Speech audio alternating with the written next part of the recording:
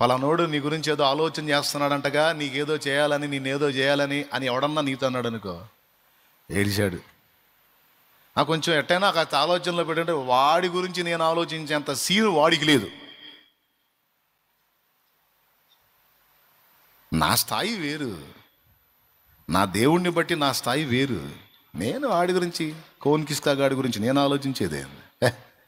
నేను ఆలోచించినా ఏదన్నా అడుగేసినా దానికి ఒక స్థాయి ఉండాలి. దేవునికి స్తోత్రం కలుగును గాక. హల్లెలూయా.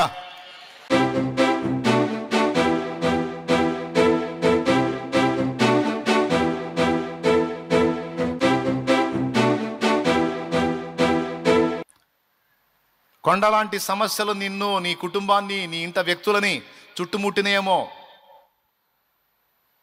వాళ్ళని శోధించి ఆ కొండలాంటి సమస్యలతో నువ్వు మాట్లాడు, వాటితో మాట్లాడు. అవి వెళ్ళిపోతాయి. విడుదల పొందుతారు వాళ్ళు, విడుదల పొంది తీరతారు వాళ్ళు యేసు నామములో. ఆమేన్. అదే వాళ్ళు డౌట్ పెట్టుకోవద్దు. ఎన్నిసార్లు ప్రార్థన చేసినా, ఎన్నిసార్లు గద్దించినా ఈ మాయదారుడు మారి సావట్లేదు, ఇది దినం చేయనుకోవద్దు. దేవునికి స్తోత్రం. ఆజ్ఞాపించంతే, నువ్వు కార్యం జరిగేంత వరకు ఆజ్ఞాపించంతే, నువ్వు ఖచ్చితంగా జయం వస్తుంది నీకు. నీ ఎదుట నిలిచి నిన్ను గెలిచేది ఏది లేదు. ఎందుకంటే ఆయన నీ పక్షాన ఉన్నాడు. కానాను యాత్రలో యోర్దాను అలలచే కలత చెంది తినే. కానాను యాత్రలో యోర్దాను అలలచే కలత చెంది తినే. ఏ కొండున్నా నీ వెనక ఆ పర్వతానికి మించిన మహాపర్వతం, మహాకాశములో పట్టజాలని వాడు ఆ మరే మీకు ఒక విచిత్రమైన వచ్చిన చూపిస్తాను నేను. భలే గుర్తొచ్చింది. దేవునికి స్తోత్రం. ఇప్పుడు మనకి పర్వతాలు పెద్ద పెద్ద పర్వతాలు కదా. ఇప్పుడు దేవుడు ఎంత ఉన్నాడో మీకు పర్సనాలిటీ చూపిస్తా. నువ్వు అబ్బా ఈడు పెద్ద పర్వతం అయ్యాడు, ఈ సమస్య పర్వతం అయింది, ఈ అప్పు పర్వతం అయింది, ఈ రోగం పర్వతం అయింది, సైతాన్ గడు పెద్ద పర్వతం అయ్యాడు అన్నాడు అనుకుంటారు కదా. ఈ పర్వతాలన్నిటినీ తక్కెట్లో తూసినోడు ఆయన.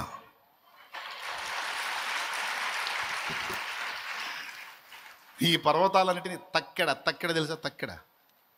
తక్కెడంటే ఏంది? త్రాసు అంటే త్రాసుపాము కాదు. మళ్ళీ త్రాసు అనగానే బుస్సు అనుకునేరు, బుస్సు కాదు. త్రాసు అంటే తూకం అండి.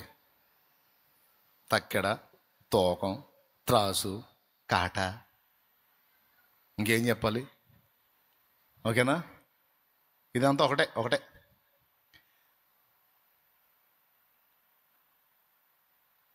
అసలు ఆయన మనకి పర్వతాలు ఆయనకి చేతుల్లోకి వస్తాయి.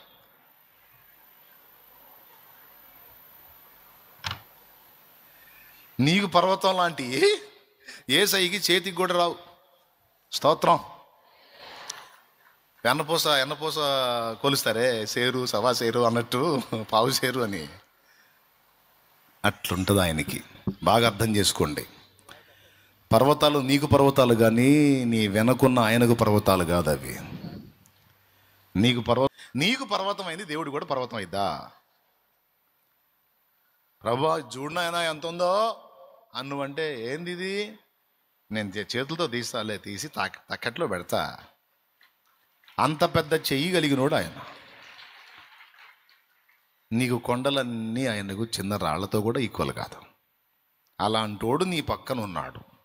నువ్వు నమ్మితే, తలకాయ నిండా తట్టడు అనుమానం పెట్టుకుంటే నేను చెప్పలేను, కానీ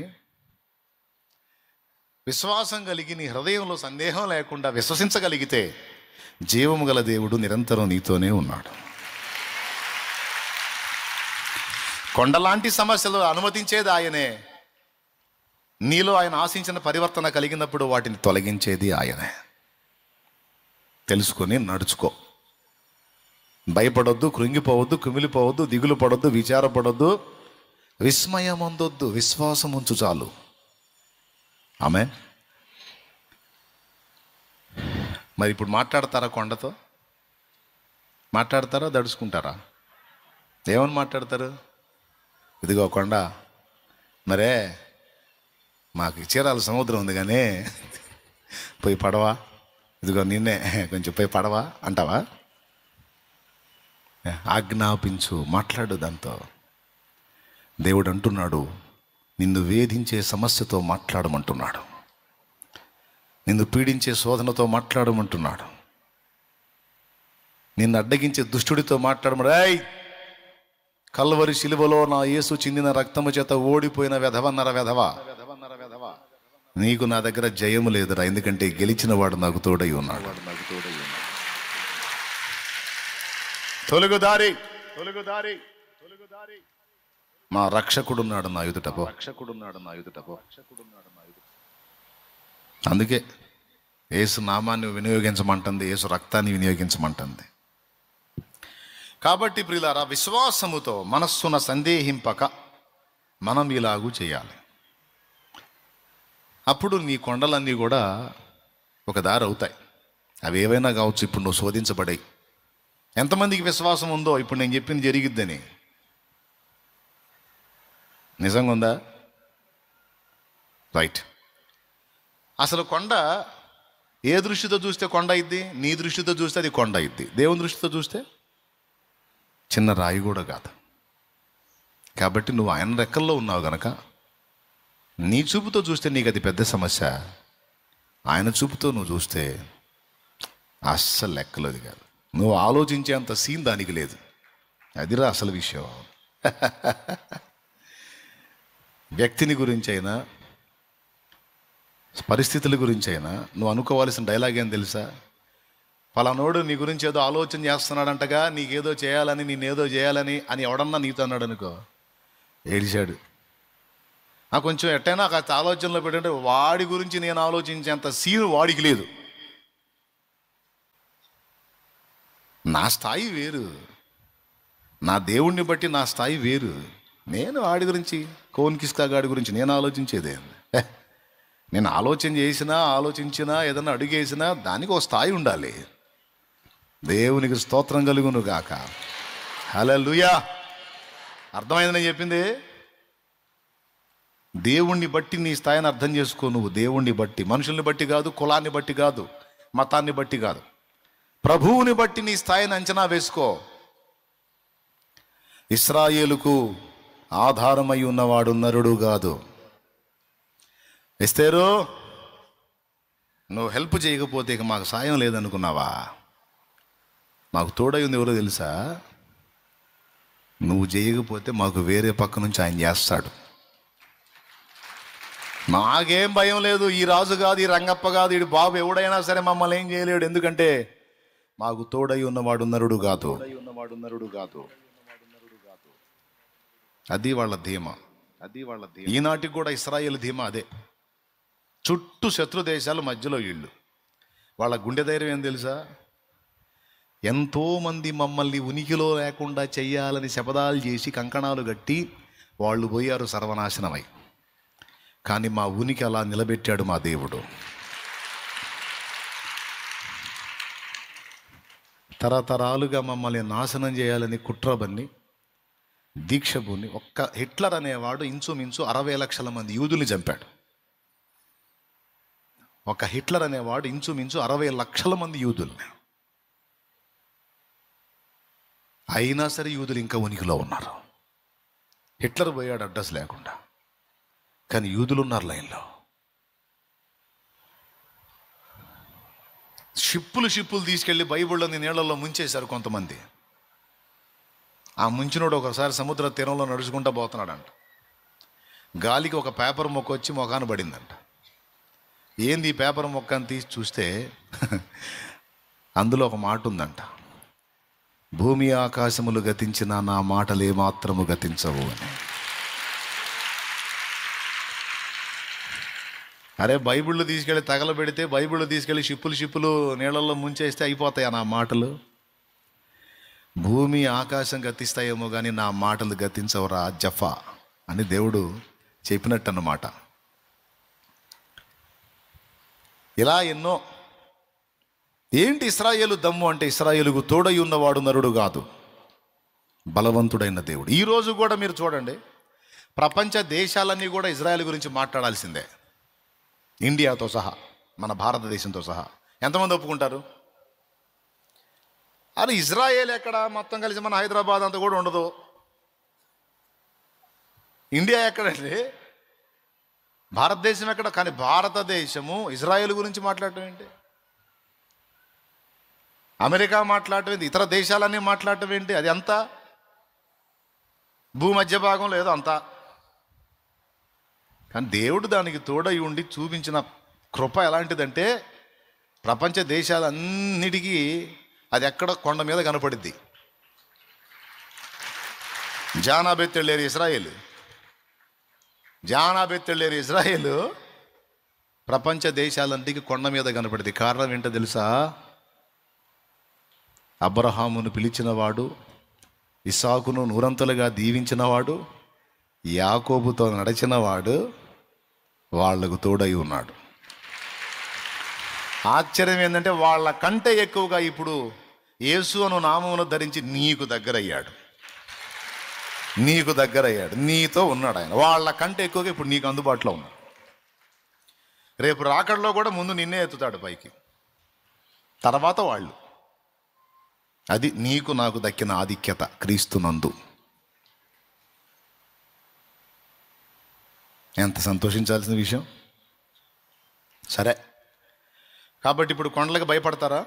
కొండలో భయపడతావా? కొండలకి ఎవ్వరూ భయపడాల్సిన అవసరం లేదు. అనుమతించిన దేవుడి అడ్డు లేకుండా తీసేస్తాడు. అయితే నువ్వు హృదయం ముందు విశ్వసించి నమ్మాలి. ఓకేనా? మీరు రోగులుగా నా ముందుకు వచ్చినప్పుడు నేనేమంటాను? చెయ్యి ఉంచి, ఏ బలహీనత ఏ స్థానాలు పెట్టిన విడా అంటాను. అంటే ఏమని? తొలగమని, ఆ బిడ్డను వదిలి పొమ్మని నేను ఆజ్ఞాపిస్తా. నువ్వు కూడా విశ్వసించాలి. అప్పుడు అది ఎంత సమస్య అయినా సైడ్ అయిపోయింది. దేవునికి స్తోత్రం కలుగును గాక. ఎందుకంటే నీ సమస్యకి చెవులు ఉన్నాయి, నీ సమస్యకి చెవులు ఉన్నాయి. విశ్వాసాన్ని బట్టి నువ్వు మాట్లాడితే అది విని సైడ్ అయింది. నేను చెప్పలా, శతాధిపతి చెప్పాడు ప్రభుత్వం. సమస్య అంటే రోగం ఒక సమస్య, అప్పులో ఒక సమస్య, కేసులో ఒక సమస్య, ఇట్లా ఎవరికి తగ్గ సమస్యలు. అవునా? ఇంకా పతనం అవుతాను, ఇంకా భ్రష్టు పడతాను, ఇంకా నాశనం అవుతాను అనే దరిద్రపు ఆలోచనలు కాదమ్మా. ఈ పరిస్థితులన్నీ మారి ఆశీర్వాదకరమైన అనుభవాల్లోకి నేను వెళ్ళబోతున్నానని నువ్వు నీ మనస్సులో అనుకోమ్మా. నీ మనస్సులో విశ్వసించు తమ్ముడు. ఆ ఫలితాలు చూస్తా ఉన్నాయి. ఏవు నెగిటివ్గా అనుకున్నాడు, అయ్యే వచ్చినాయి. యేసయ్య ఏమన్నాడు? నీ నమ్మిక చొప్పున మనసులో కదా నువ్వు అనుకోవాల్సింది. ఏమనుకోవాలి? నా పరిస్థితులను నా తండ్రి మార్చబోతున్నాడు. ఒక ఆశీర్వాదకరమైన అనుభవంలోకి నేను వెళ్ళబోతున్నాను. నా కుటుంబాన్ని కూడా అలా బ్లెస్ చేయబోతున్నాడు. దేవుడు బలమైన కార్యం చేయబోతున్నాడు. అందుకే మాటలతో చేతి మీకు అర్థం కాదని పాటల రూపంలో కూడా మీకు అందించడానికి దేవుడు నా కృపనిచ్చాడు. ఆయన నీకు తోడై ఉన్నాడు. నువ్వు ఎందుకు అట్లా నెగిటివ్గా అనుకుంటావు? నీ పరిస్థితులు మారుతాయి. మారుతుంది నీ జీవితము, వేదన చెందకుమా. మరచిపోడు నిన్ను యేసయ్య, మాటే నమ్ము సుమా. మోసే భారం, నువ్వు చేసే త్యాగం, ఎదురీతలన్నీ ఎదకోతలన్నీ చూసెను నా దైవం, చెయ్యునులే సాయం. ప్రజల మెప్పో లేదా ప్రజలు ఇష్టపడతారనో కాదు ఈ పాటలు సిద్ధపరిచింది. ప్రజల్ని బతికించాలని, ప్రజల ఆలోచనలని, ఆ వ్యతిరేకమైన ఆలోచనలని అనుకూలంగా తిప్పాలని, దాని ఫలితాన్ని బిడ్డలు అనుభవిస్తే నిజంగా చూడాలని.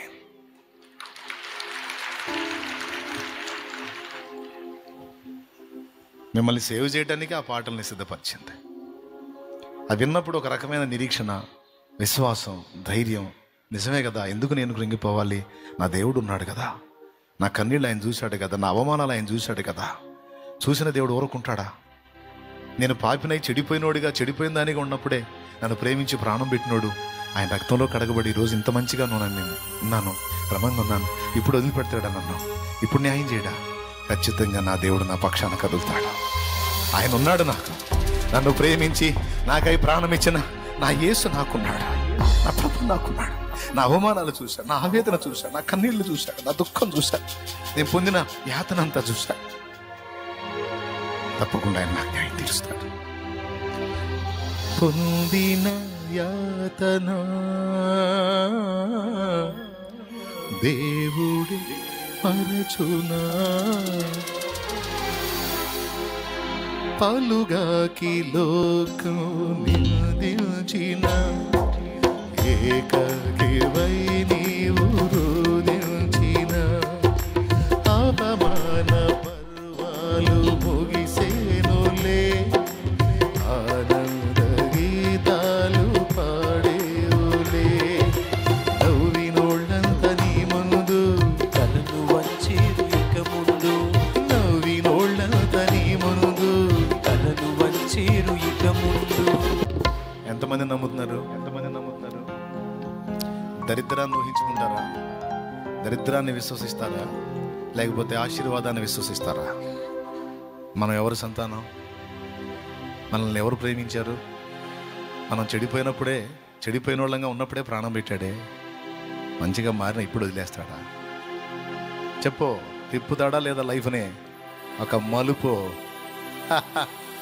యేసు నామంలో అదే జరిగిద్ది. అదే నమ్ము. నీ మనసులో దిక్కుమాలిన ఆలోచనలు, దరిద్రపు ఆలోచనలు, ఓడిపోయిన ఆలోచనలు, నీరు గారిపోయిన ఆలోచనలు, పనికిమాలిన ఆలోచనలు రాని. దేవుణ్ణి విశ్వసించు. నీకు అడ్డొచ్చే కొండల్ని గద్దించు. నీది రాజమార్గం.